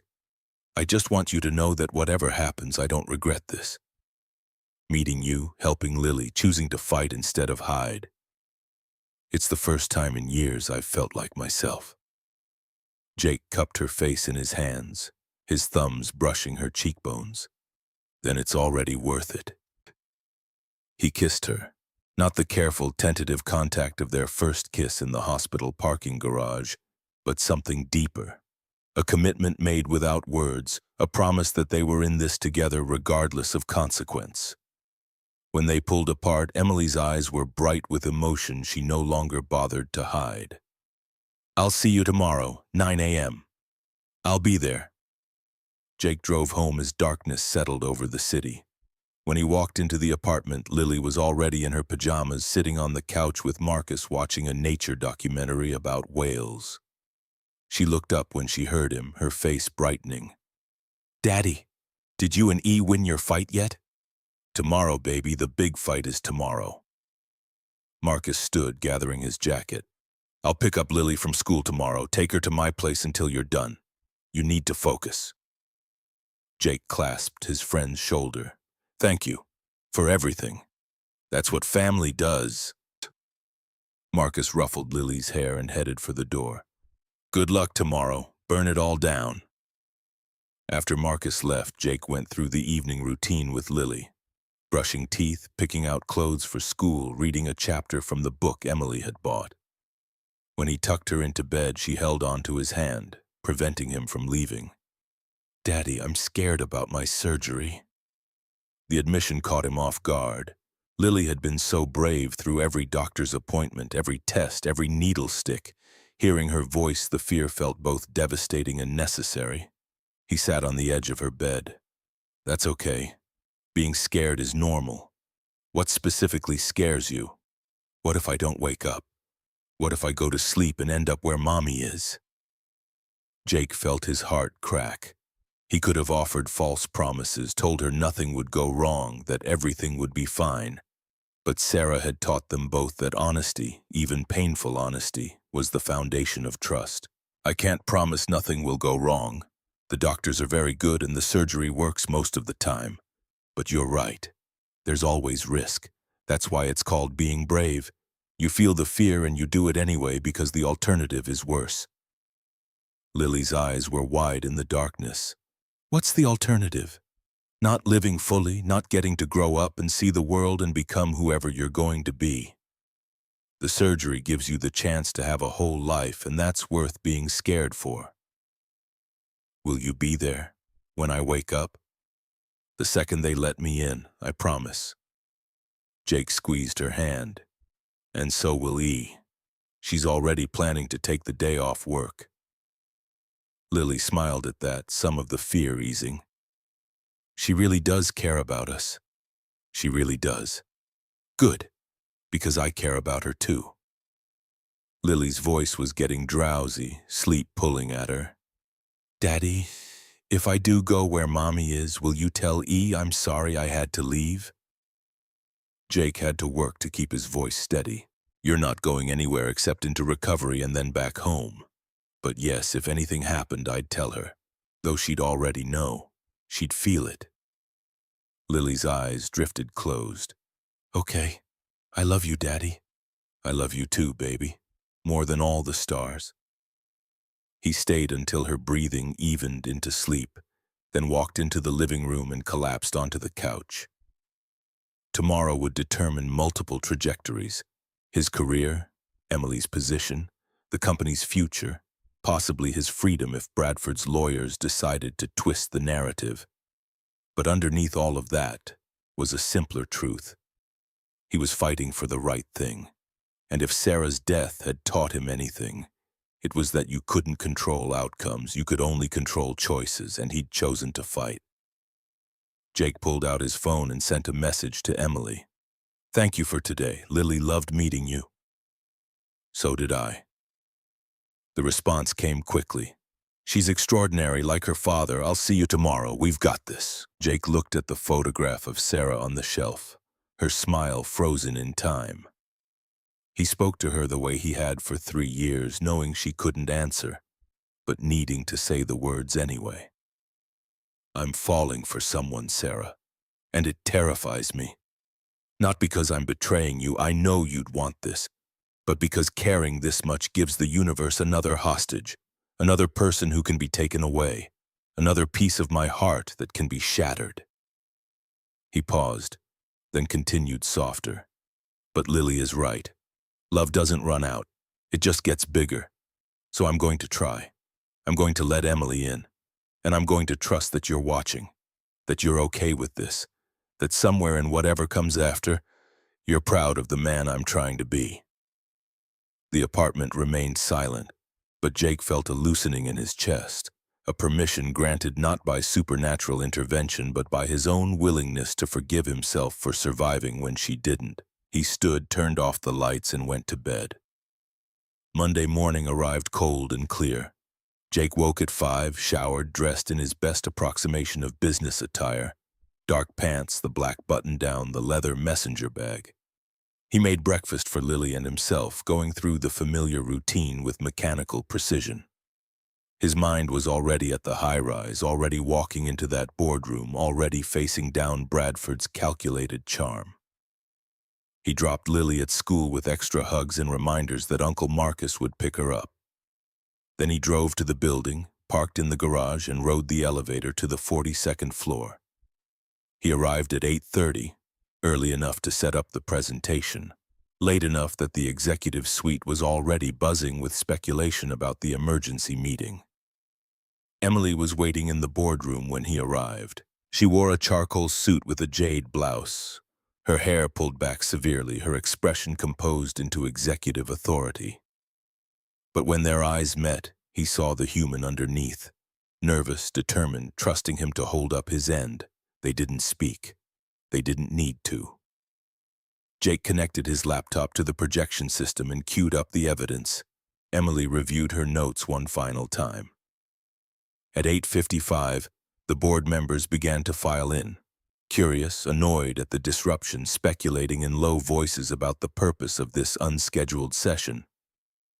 William Bradford entered last, his silver hair impeccably styled, his suit tailored to perfection. He greeted James with a handshake, exchanged pleasantries with other board members, played the role of concerned senior executive wondering what emergency could possibly require such urgent attention. His eyes landed on Jake setting up the technical equipment, and something flickered in his expression: calculation, assessment, dismissal. To Bradford, Jake was just the IT contractor, invisible, irrelevant. That would be his mistake. At exactly 9, James called the meeting to order. His voice carried the weight of someone who didn't appreciate games. This session was called by Emily Carson under emergency protocols. Emily, you have the floor. This had better be worth everyone's time. Emily stood, her posture perfect, her voice steady. It is, sir. I've uncovered evidence of systematic embezzlement from corporate accounts. The theft spans 2 years and totals $4.3 million. The evidence is comprehensive and verifiable, and it implicates someone in this room. The atmosphere shifted instantly from annoyed to electric. Board members sat forward. Bradford's expression remained neutral, but Jake watched his hands. They'd gone still on the table, no longer drumming the casual rhythm from moments before. Emily nodded to Jake. He hit the first slide. The projection screen filled with account numbers, transfer records, shell company registrations. Every document was labeled with timestamps and source verification.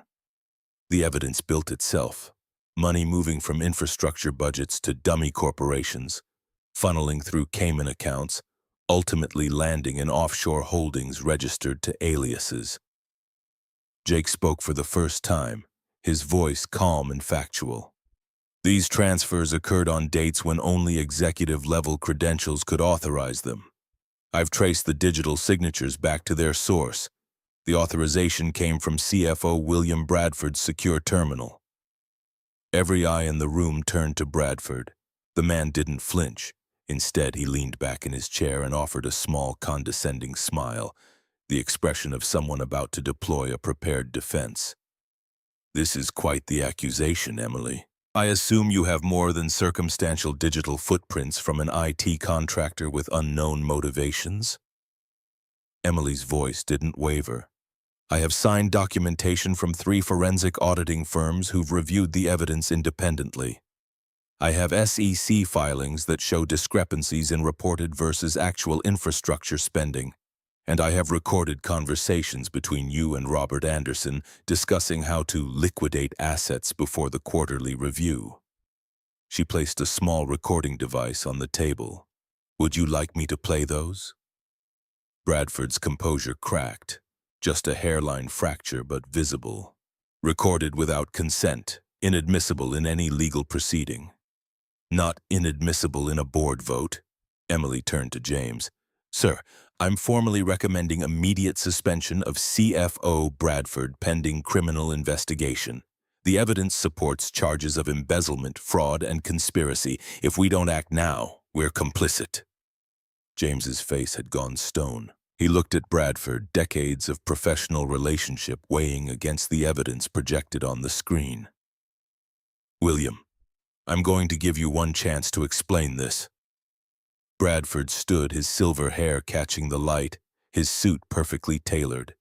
When he spoke, his voice carried the authority of 30 years at executive levels. James, this is a witch hunt orchestrated by someone desperate to distract from her own inadequacies.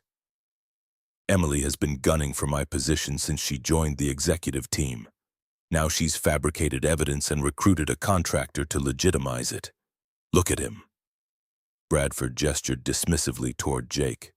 No credentials beyond a 3-month contract, no corporate standing, and conveniently positioned to discover exactly what Emily needed to eliminate her competition. The racial coding was subtle but unmistakable. Conveniently positioned, no standing. The implication: Jake was a tool, easily manipulated, his technical expertise less credible because of who he was. Jake had been waiting for this. He stood, his voice cutting through Bradford's performance with factual precision. Mr. Bradford, every piece of evidence I compiled came from authorized network monitoring. I didn't hack anything, I didn't fabricate anything, I traced patterns that already existed. Your shell companies were registered on public record, your transfers were documented in legitimate banking systems. The only thing I did was connect the dots that were already there. He clicked to the next slide, a side-by-side comparison of Bradford's personal financial disclosures versus the offshore account deposits. The timing was identical. The amounts matched within percentages that accounted for exchange rates and transfer fees. Jake continued, his tone never rising, never becoming emotional. You made 3 mistakes, Mr. Bradford. First, you used corporate Wi-Fi to access your offshore accounts. Second, you registered your shell companies using a law firm that specializes in executive embezzlement cases. The FBI monitors their client list. Third, you assume no one was paying attention because people like me are supposed to be invisible. The boardroom was silent. Bradford's face had gone from confident to calculating to pale. He looked around the table, finding no support, no friendly eyes. Finally, his gaze landed on James. James, we've known each other for 20 years. You're going to believe these two over our history? James's voice came cold and final. I believe evidence, William, and the evidence is damning. Security, please escort Mr. Bradford from the building. His credentials are suspended immediately. The board will convene this afternoon to vote on termination and criminal referral. 2 security guards appeared in the doorway, summoned by James via silent message during the presentation. They approached Bradford, who stood frozen for a moment before reality settled in. His career was over. His freedom was in jeopardy. Everything he'd built through decades of maneuvering had collapsed in 15 minutes. As the guards led him toward the door, Bradford stopped and turned back to Emily. His voice came low, meant only for her. You just destroyed this company's reputation. The stock will plummet. Employees will suffer. All because you needed to prove something. Emily met his eyes without flinching. No, William. You destroyed it when you stole from it. I'm just refusing to help you cover it up. There's a difference. Bradford was escorted out. The boardroom erupted in controlled chaos. Members demanding answers, legal counsel being summoned, damage control strategies being proposed. James called for order and announced a 2-hour recess while leadership determined next steps. As the room cleared, he approached Emily and Jake. His voice carried a mix of respect and warning. You did the right thing, but this will get messy. The press will have questions. Shareholders will demand accountability. You both need to be prepared for scrutiny. Emily nodded. We understand. James turned to Jake, studying him with new attention. Mr. Mitchell, your contract was supposed to end this week, but I think we need someone with your particular skills on a more permanent basis. The title is Chief Security Officer. The salary is $240,000 plus benefits and stock options. Your daughter's medical expenses will be covered under executive family health care. Are you interested? Jake felt the offer land, not just financial security, but validation. Recognition that competence mattered more than credentials, that doing the right thing could actually be rewarded instead of punished. His voice came steady. Yes, sir, I'm interested. Good. HR will have paperwork ready by end of day. Welcome to the executive team. James shook both their hands and left the boardroom. When they were finally alone, Emily turned to Jake, her composure finally cracking into something that looked like relief and exhaustion and triumph. We did it. You did it. I just provided the technical support. Don't diminish yourself. You risked everything to do this, your contract, your reputation. Her voice caught. Your freedom, if Bradford's lawyers had managed to flip the narrative. Jake stepped closer, closing the distance between them. Some things are worth the risk. Emily's eyes searched his face. Like what? Like knowing I can look my daughter in the eye and tell her the truth won. He paused, then added softer. Like knowing I found someone who makes me want to be brave again. Emily closed the remaining distance and kissed him, right there in the boardroom with the evidence of their battle still projected on the screen behind them. It was the kind of kiss that marked a turning point, that acknowledged everything unspoken between them was now being spoken through action. When they finally pulled apart, Emily rested her forehead against his. Lily is having surgery Friday. I know. I want to be there, not as your boss, not as the CEO, as... She hesitated, searching for the right word. Jake supplied it. As family. Emily's smile was small but genuine, no trace of the sad lady Lily had first drawn. As family. They left the boardroom together, walking out into the executive suite where assistants were already fielding press inquiries and shareholders were demanding statements. The crisis had only just begun.